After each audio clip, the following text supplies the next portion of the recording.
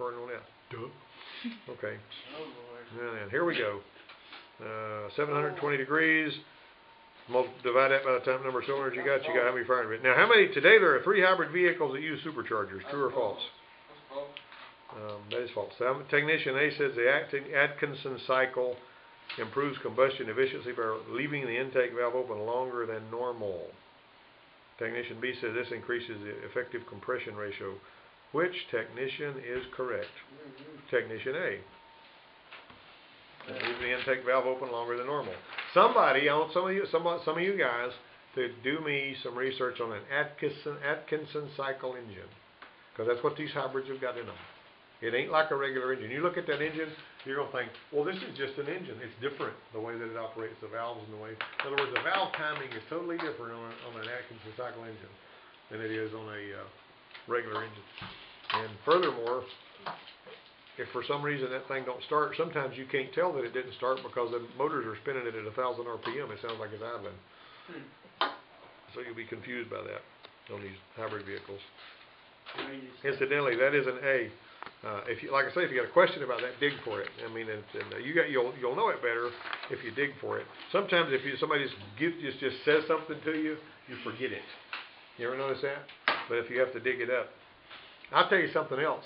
If you're working on a vehicle and you have one that beats you up and you can't figure it out, and it's a tough problem, you will always remember that one. But one day when I was at the Ford place, I pulled a car in there and it was doing some kind of crazy rolling idle, cutting up. It was a very distinctive symptom, and I found it within 5 minutes. Push, pull, snap, click, fix, boom. Hey, it was done. Yay, it's magic. 2 weeks later, I don't remember, but 2 weeks later, it came back. Another one came in just like it. I couldn't remember what I found on the first one. And it irritated me because I had to go and work on it the hard way. Instead of remembering what I'd done on the first one and going straight to the problem, I said, what did I have on that one the other day? You know, of course, I'm working on, 10 cars a day. We're talking, 100 cars have been by since that one come back. All right, so technician A said, oh, one more thing. Yesterday, girl walks in here. You were here, Sean. Girl walks in here with a Trailblazer. My Trailblazer won't start. You remember that? So she comes in here. So all I have is a 2002 Trailblazer, little red one sitting out here. I just want to tell you this while I was thinking about it, because I'll forget it if I don't. So I walk out there, and it's spinning strong. I mean, it's got good, strong battery on it. Okay, what are we going to do first? Well, now, wait a minute. I want to do what's easy and quick. The first thing I'm going to look at... Huh? Check the cold programs in the battery? Yeah. Well, no, it's spinning real fast. What do you do? Yeah, that one there, well, I mean, how do you know this, though? I mean, you know what I'm saying? You guess it? You told me this morning. Yeah. Well, the point is, no, what did I do first? I told you, what did I do first, though? And I don't even think I told you this. The first thing I did was I said, I'm going to get in here and I'm going to put my hand on the gas tank and I'm going to see if I hear the fuel pump. You didn't tell me that. Yeah, I know. And so you didn't have all the answers. Ha ha. Now, never mind. I put my hand on the gas tank and it goes, wing. All right, so we know you got fuel pump operation. Okay, so we know the computer's awake. Because the computer's awake, it's going to run the fuel pump. If the computer's not awake, the fuel pump ain't going to run. Because the computer has to turn on the fuel pump. So I said, let me get my scan tool, plug it in. Boom, I go in there, I select the vehicle, and I'm looking at my crank sensor, my engine RPM PID. I'm seeing 0. That's fine, but I want to also go down here and look on and see if I've got vehicle theft detect, if the vehicle theft has got the fuel disabled or something like that. I don't know about that, because I don't know how that's going to affect what else.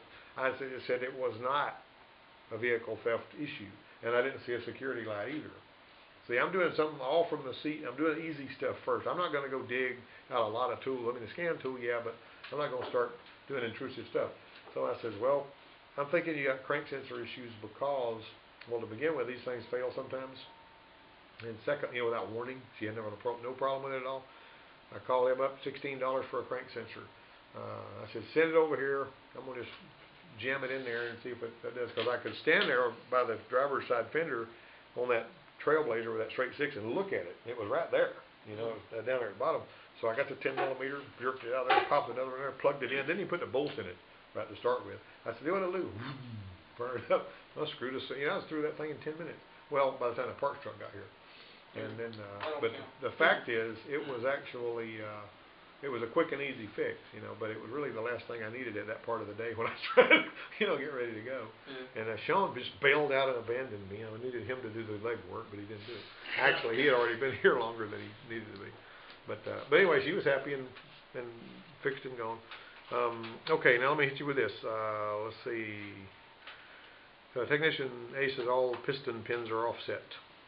Technician B says offset piston pins increase friction. Which technician is correct? Yeah. Offset piston pins increase friction. Now, how will they do that? I don't know. Lined up right. Well, they're slightly offset, and also the pistons have got weights in them. One time years ago, I'm going to rush through this story real quick. My dad was a Volkswagen mechanic for a long time, and he did bugs. He had a bug shop, and he made a lot of money working on bugs when bugs were everywhere. Bugs were all over the place. My dad had a bug shop. He made $1,000 a week working on bugs, you know, sometimes. So anyway, I had learned, you know, just enough about working on bugs to be dangerous because I'd seen him build about 758,212 engines. And so I went down there and I was working in Texas, and I was working on forklifts and real American cars and trucks and all that kind of stuff. My buddy bought a dune buggy, just an old pipe frame dune buggy, and he wanted to build the engine on it, you know, because I don't remember why, but he wanted to build. So yeah, we'll do that. So one Saturday we jerk that sucker out. You have an engine out of a Volkswagen Bug in 8 minutes, especially if it's not in the car. If it's in the car, it takes about 30 minutes to get the engine out. Yeah, Real easy, 4 bolts, throttle cable, fuel line, you know, unplug the wires, you got the engine on the ground, you got a floor jack. Got to take a sheet metal out and run. But anyway, this one here, we jerked it out, yanked it down, piston cylinders and all that kind of stuff, put it back together. Now everybody knows when you build an engine, you point it, you got an arrow on top of the piston. You got an arrow or you got a notch. Or on the piston it says it's got an F. Like on this one right here, that piston right there has got an F right there, and it's also got a notch on the top. And where is that head? Where do you point that when you put an engine together? Toward the front. You're gonna point it, you know, toward the front, right? And that's right. You point it toward, you know, the radiator, basically. Is where you're gonna point it. Why do you do that though? What does that do? Because of the weights in the piston and the way that thing is set up. And I'll tell you, I'm gonna give you the rest of the story in just a minute. Now I hadn't seen this on an American car, but I was thinking, I've been working on so many American cars that when I put those pistons in there, I put them in there with those things pointing toward the belt, you know, which is actually on that one. Is what I would consider the front of the engine, was where the belt is. On that Volkswagen, the front of the engine is the flywheel. Oh, really? And you point the arrows on the Volkswagen Bug piston toward the dadgum flywheel. And I put the pistons in backwards. All 4 of them. Just being goofy. Now on the piston, on the Volkswagen, you know, the crankshaft, because it's horizontal opposed, the pistons go in and out. You got a little bump on top of the rod, and that's how you know when you raise it up, you know which rod goes which direction. There's a little bump right there on the side of the rod. It's not on but one side. So then you raise them up, you know which one's which. Anyway, I put all that together. We squeezed the rings. We put the jugs on there and all that mess, and we got it all put back together, and we fired it up, and it was knocking. You know, it was knocking a little bit and it knocked louder, but it wasn't skipping or nothing. As a matter of fact, this doggone thing was so strong when you drove it that it would jerk the front wheels off the ground and pop a wheelie. Boy, was it ever powerful. When I called my dad, and we didn't have no cell phone in those days, you know, cell phones were a dozen years out then. So I went down here and I called him from my telephone. What did I do wrong on this thing? He said, which way did you point the arrow on the piston? I said, oh crap! I put all the pistons in there backwards. And so I took it back apart, put the pistons in the right way, and it's just quiet. But it was knocking. It sounded horrible, but because the pistons were in backwards, it was knocking. But my dad told me when I had him on the phone, he said, if you can stand to drive one of that thing and listen to it knock, it'll outrun the stew out of one that's put together right. It runs faster when the pistons are knocking and it's put together wrong. Now, it'll probably come apart after a while. But the fact is, he said, you want to outrun somebody and you're just going to throw one together right quick, put the pistons in there backwards, you run off and leave him. And that was just crazy. Yeah, but I mean, anyway, but it's because of the offset, and then they got weights in the pistons and all that, and there's a bunch of other gearheads that can probably tell you other stuff about that. But the fact is, I'm going to always put the pistons in there right anyway, if I can. So just keep that in mind, you know, the notch. And this is part of engine repair, too. I'm just telling you that. So let me give you that. So, okay, so what we got here, let's see. Incidentally, you'll also notice that the pistons nowadays, a lot of them have got, this has got little lines where it was machined so that oil can ride in there. But a lot of them have got graphite on here so that when they're sliding up and down, you know. Now, some of them we used to have a little piston slap, which when the pistons are a little bit too loose in there. If we had a piston slap on a factory engine, we would take the pistons out because the manufacturer said to do it, and we'd send it to the machine shop and have them knurled. which they put them in there and they roll it up and they swell this up a little bit so that it wouldn't, it just make it a little fatter, which is kind of silly. I always thought kind of dumb to take a brand new motor and pull the pistons out and have them knurl so they wouldn't piston slap, Anyway, when the machine tools wear out at the assembly plant, they typically screw things up like that. All right, let me see. Technician A says most hybrid electric vehicles use a modified fuel injection system to deliver fuel to the internal combustion engine, which would be your ICE, right? Technician B says most HEVs use a modified ignition system to fire the spark plug to the internal combustion engine. That is going to be a D. Neither one of those are right. You skipped 11. Did I skip 11? Well, I'm sorry. Well, I actually didn't skip it, but I got off on a rabbit trail. Number 11 is actually C, both A and B. What's number 10? What was 10? Yeah. Oh, 10, all piston. Oh, 10 was B. excuse me. Boy, I am really fouled up. Technician A says all piston pins are offset. Technician B says offset piston pins increase friction. Yeah, 10 is a B. Wait, 10 10. is B. Technician B is right. Okay, hybrid electric vehicles, and at number 11, A may use offset engine crankshaft to reduce internal friction. B, do not use a conventional starter motor. C, both A and B. Or D, neither A nor B. And 11 is that C, both A and B. Usually do not use a conventional starter motor. The Honda does.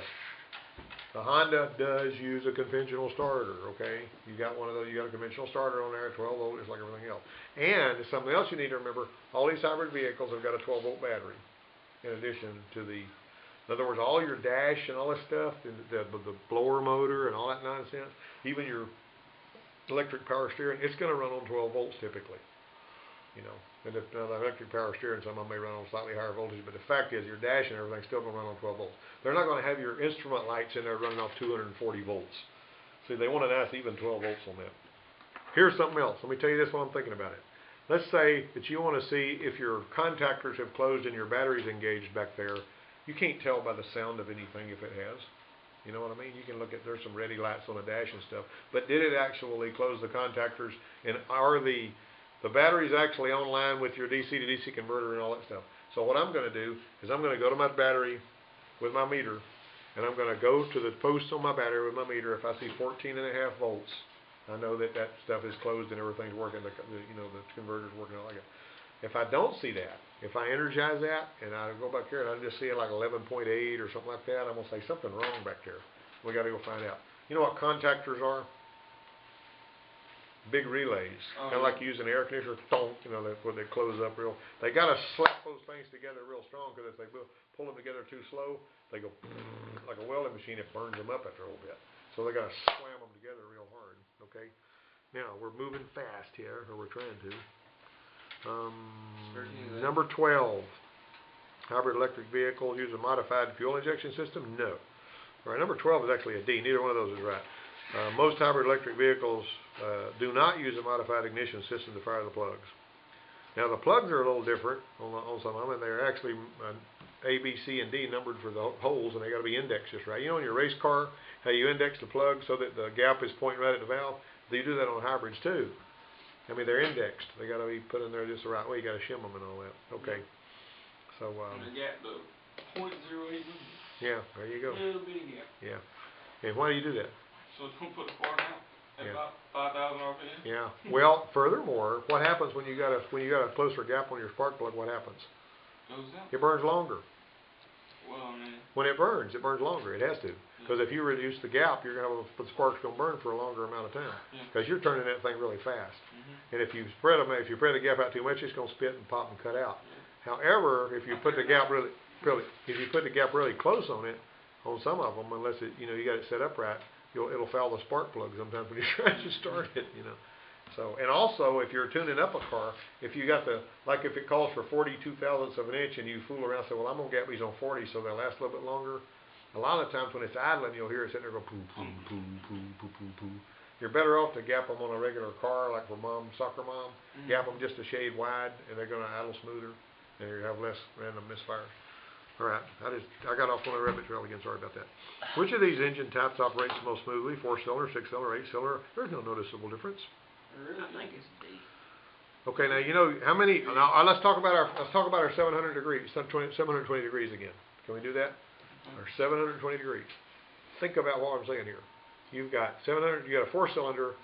how often do you have a firing event during a 720 degree? In other words, how many degrees are there between firing events on a 4-cylinder? 720 degrees divided by 4. 180. 180. Bingo. So what does that mean? That means that your engine, the crankshaft is going to make 1/2 turn before you fire again on a 4-cylinder. And it's like the engine's trying to jump up and down all the time. And that's why a lot of these engines now has got balance shaft in them. Yeah. So it counteracts Yeah, that. well, So it cool. makes it really smooth and all that. So think about that. And the balance shaft, I had a balance shaft over there. Right over there, there's a balance shaft coming out of an Oldsmobile that we worked on. But and the oil pump built into it, so you can't take it off. So And it's got to be timed right. 8-cylinder. Yeah, you're actually going to, your smoothest one's going to be the 8-cylinder. Which hybrid vehicles, electric vehicles, use a Miller cycle engine? None of them. The Miller cycle engine, the only Miller cycle engine I've actually seen in the shops is a Mazda Millennia that's supercharged. And if anybody ever tries to sell you on a Mazda Millennia that's supercharged, you need to send them on down the road. We actually had a Mazda Millennia in here that was, the guy came in here and he was making some racket, and the, like timing belt slapping stuff and all that. Yeah. The timing belt had chewed up the plastic covers because they'd been flopping around there. And there was a little bit of an oil leak there that had softened the plastic covers too, which didn't help. Those plastic covers, it had to have one idler and a timing belt, and that was $1,000 for those parts. Ridiculous. What, Absolutely timing belt ridiculous. or not? Timing belt, idlers, and the plastic covers. The plastic covers were $325. You can't put it on there without them plastic covers, because any piece of trash goes under that timing belt, it's going to cause it to jump time. Yeah. And this thing was supercharged. Furthermore, the supercharger on that was making a noise, and he didn't want that done. But that was a bear.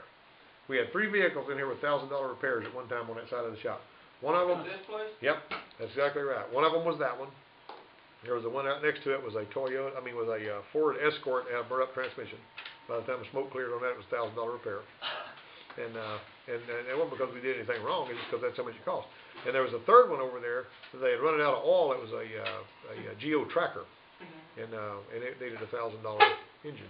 So all 3 of them was $1,000 repairs, about $1,000 bucks, round off. Okay, but I mean they were all up in on the shop at the same time. $3,000 worth of repairs at one time at a technical college. We got them all out of here for what it was worth. Okay, what is the term used to describe engines where the intake valve is left open for a short time after the piston begins its upward travel on the compression cycle? It's a wangle. A winkle? What are you talking about valves on a winkle? Give me a break. All right, 15 is going to be an Atkinson cycle. You guys do a study on an Atkinson cycle engine on your own time, and I want everybody to know what that's talking about when we get done here. And you're going to see some of it in your book too, so you can read your textbook and probably find out about it. Technician A says most engines rotate counterclockwise when viewed from the flywheel. True or false? I'll do clockwise. Technician A says most engines rotate counterclockwise when viewed from the flywheel. Clockwise. I'm looking, wait a minute now, viewed from the flywheel. You're sitting behind the engine, right? It's going to turn like that. Is it? Think about it now. Wait, hold on. When view from the back of the engine. Clockwise. It is clockwise. Yeah. It is clockwise. You know how I remember that? Uh-huh. On your like if you've got your timing pointer right here, and that's 0, that's 10, 20, 30, and then it'll be 10 ATC after top dead center. This is top dead. This is TDC, right? Okay, so which way does that sucker have to turn in order for this to make sense? Oh, this is before top center. Right, this is the front of the engine right here. Okay, so if it's turning that way, obviously when you're looking at the engine, it's turning clockwise. No. What? It has to be, look. Yeah, okay. And when you look at it from behind, it's turning counterclockwise. They're right, if you're in a front wheel drive. But, and this is sort of a dumb question. Let me make sure that I'm not, actually C, Technician B says most engines rotate clockwise when viewed from the front of the engine. Which technician is correct? Well, see, both technicians, it says here, are correct. But we're just talking about clockwise if you're on the other side. However, if it is a Honda where the engine and transmission are in there backwards, see what I'm saying? Now, this is the rule of thumb that you're always going to need to remember, and I've talked about this a little bit before. The direction the wheels roll when it's going forward is always the direction the engine turns. They're not going to build a transmission with 4 reverse gears in it, okay? So now you can take the ring gear and put it on the wrong side of the pinion in a Volkswagen Bug and have 4 reverse gears and feel stupid when you try to drive it. So you gotta pull it all back apart. I mean, that's doable, you know, but people used to take a Corvair engine, which turned backwards to a Volkswagen engine, put the engine ring gear on the other side of the pinion, they could pop a Corvair engine in a Volkswagen Bug and just go to town. Corvair engine? Corvair engine turned backwards. Oh, Chevy the Corvair. old Chevrolet, the old small air-cooled rear engine car that I had a Corvair Spider that was a 63 model whenever I first started driving. And a 55 Chevrolet pickup and probably about 18 or 20 Volkswagen Bugs. You know, I had all kind of cars. But kind of like him, I might be driving anything today or tomorrow. My date car was a 69 LTD. And I was a cat's meow in that damn thing. Hideaway headlights and all that. But anyway, I'm looking at this. The only problem was I never had a date, you know, because anybody well me. So here we are. If you always look at the car like if my engine is turned in the same direction the wheels are going to roll, a Honda engine is going to run backwards to a Ford Escort or something like that. So if a Toyota engine, think about a Toyota engine. You're standing in front of the car. The timing belt is on the passenger side, isn't it? Right? On a Honda, what's that little Honda? Not Accord. Civic. Yeah, the Civic. On the Honda Civic, the timing belt's on the driver's side, and that one turns backwards. Those two engines turn opposite directions when they go. Mitsubishi 3000 or a Dodge Stealth, they turn backwards. Yeah. Well, think about it. Where's the timing belt? If the timing belt's on the driver's side, it's going to turn backwards. It's actually going to turn counterclockwise when you're looking at the belt. See what I'm saying? Always remember that. Don't let anybody tell you engines always turn this way. You know, see what I'm saying? Now, what are they saying here? Most engines. So they left themselves it out. 17. Which of these is a heated oxygen sensor number 1, which is HO2S1? Heated oxygen sensor. Is it A? Okay, number 17. Now, this is kind of silly right here. That particular test question right there is, now, this is the question right here. See that? Is it A, is it B, is it C, or is it D? That is going to be different if you're working on a Ford than it is if you're working on a Chevy. Because bank 1's on a different side of the engine, isn't it? You got that? All right, so in that particular one, now what you can tell what these people here are used to working on C. Where did they put bank 1 on this particular one? Look, they did give you an out though. Look at there. Look at they got the cylinders numbered. See there, 1 and 7. Oh yeah, okay. Got it? So that's going to tell you that number 1 cylinder is on the same side. So the answer to that question is going to be C. That's what I said. And that concludes the test. Now we got to get out in the shop and get the stuff we got.